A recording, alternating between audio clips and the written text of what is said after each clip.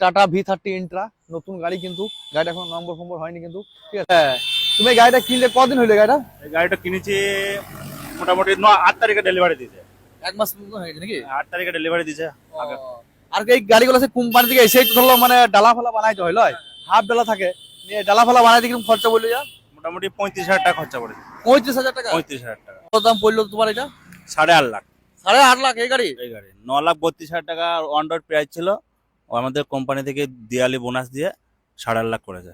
8.5 লাখ। ও, নিয়ে কত টাকা ডাউন দিলে? টাকা ছাড় দিয়েছে। 1,13,15 1,15,000 1,15,000 টাকা ডাউন দিলা, তারপরে তোর কিস্তি কত হইলো? কিস্তি 17,500। এই গাড়িতে 17,000 টাকা কিস্তি হ্যাঁ উঠবে তো? হ্যাঁ, আরামসে এত কনফিডেন্স? আরামসে।